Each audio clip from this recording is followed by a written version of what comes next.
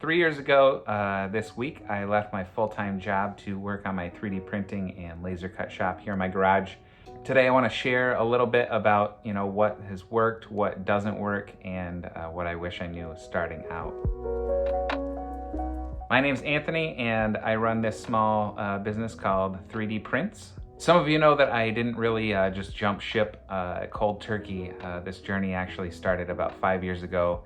And I just slowly faded out of my old job from full-time to part-time, and then just no time at all. I remember sitting at my desk before I quit, just going over spreadsheets and running numbers, just trying to figure out if we could, survive off of the income that we were making from this little side business.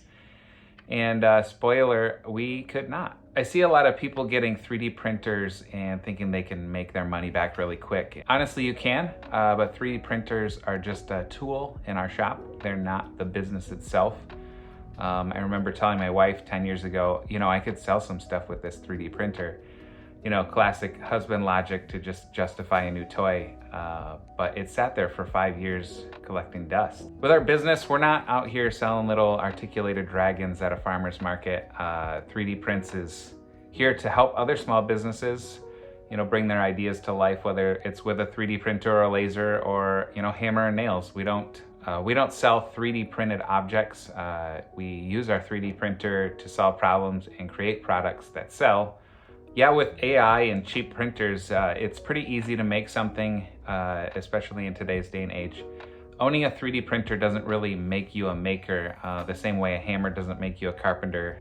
I think everybody's got at least $1 million idea floating around in their head, but maybe like 3% of people actually do something about it. This entrepreneur life is, it's not for everybody. So one of my biggest fears starting out was probably health insurance. A lot of people say that it's expensive. I got some quotes right away. It was like $1,500 to $2,000 a month, and I kind of freaked out a little bit. I think we were paying like $20, I think it was $80 a week for insurance for our full-time job. But when I sat down with an insurance lady, I found out as a business owner, you can qualify for health insurance tax credits. And in our case, the tax credit actually covered our entire premium. We didn't pay anything for 2 years, and now we pay like $80 a month, which is still a huge win. I think most people's insurance went up this year anyway. So I also had no clue how taxes worked or payroll taxes. At a full-time job, you just get a paycheck. Well, somebody's in payroll department doing that. We use a software called Sure Payroll, and it's like $34 a month, and they file everything for you. They withhold the right amounts, and they send the payments to the right places. I even added my wife this year to payroll. So yeah, that printer that I ordered did help pay her salary in the end. But I'll put a link in the description to that. It's super helpful. When we first went full-time, we were still selling 3D printed miniatures for like model trains. And honestly, I really hated it. Like, I just had spilled resin everywhere. It was just tedious, custom parts always. Somebody wanted some tiny thing, and I was just done with like the eBay drama. Selling on eBay just kind of sucks. It wasn't for me. I'm sure that we could still be doing okay on there, but I didn't really care for it. The first year, we bought a Glowforge Pro and a Shapeoko XXL CNC, and we ditched the resin printers, and I was so excited about that Glowforge. I remember seeing the commercials, and I was just like, I need that really bad. But right before Christmas, it kind of died, so I kind of panic bought another one, and then I'm glad that I did, because that second year, we just kind of like were cutting every single day with 2 machines. They were running nonstop.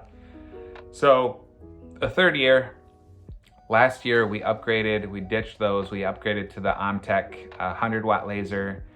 There's no pass-through garbage on the software side of things. It's easy to align the laser, and it's just so perfect in every single way. I don't have to deal with cloud software not working ever. And the 5-hour startup sequence is gone. I can turn the laser on and start cutting in like 2 seconds. So I really love that. And then I think we sold the Shapeoko at the beginning of last year, and we have the 4x8 ZenBot, which is so cool. I didn't realize how much material I was wasting cutting all the pieces down to fit that small 30 by 30 bed size for the Shapeoko. Now that we can cut with a full sheets, I have my buddy Sean pick up some sheets of acrylic here and there, probably every week. Yeah, we save so much in material yield, like nesting everything into smaller pieces. The first year we moved out of the basement and we moved into the garage, and I quickly found out that printers can't run at nighttime with no heat. Once the printers turned off or stopped printing, it got really cold in here, and then the one or two that were supposed to be printing at night didn't, because they just kind of shut off.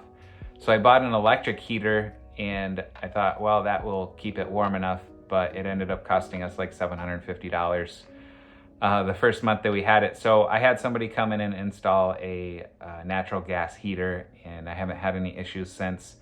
Probably could do a little bit better insulation in here, but for the amount of money that we're losing on our natural gas bill, it doesn't make sense to spend a bunch of money on insulation, especially when I have kind of aspirations to build a new building here on our property and just kind of knock this garage down.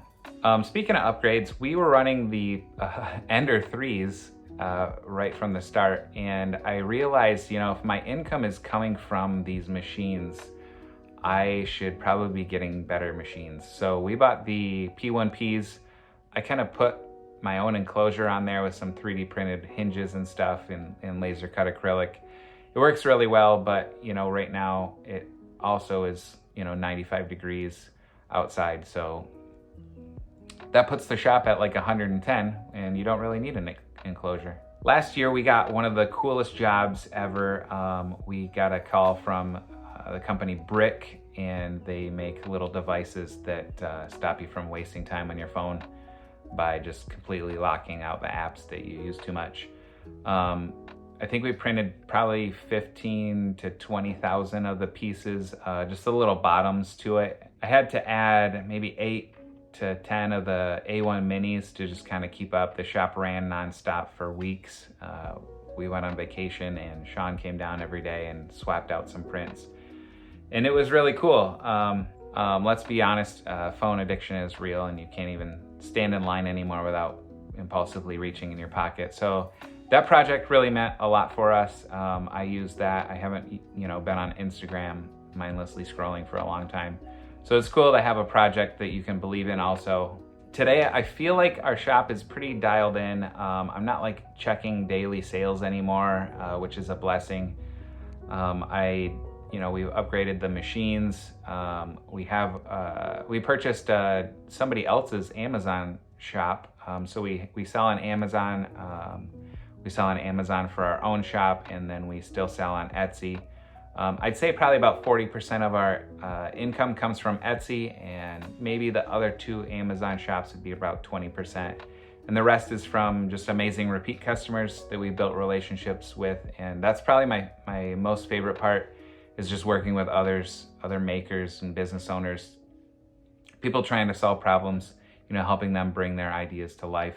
I do have a little bit of drama right now with the IRS. We are a LLC taxed as an S corporation. So we filed our S Corp election in 2020, and the IRS says that they never got our form. So we're now in this like limbo area, and they're like, hey, sent us letters. They're like, hey, you've been filing as an S corporation. You are a sole proprietor. You need to get this together. And our new CPA was able to kind of speak to them and help them figure that out a little bit. So they accepted it as of 2023, but not retroactively. So we might have to amend like 3 years of taxes and then pay back any tax credits that we already had, including penalties as well as interest. So that kind of sucks. So hey, if you work at the IRS, maybe look under your desk or something for our 2553 form. Thank you guys so much for watching. If you are getting started on your own business or thinking about doing something full-time, I've made enough mistakes that you could probably learn from. So maybe drop a comment or email me with questions, or maybe tell me, what you're working on.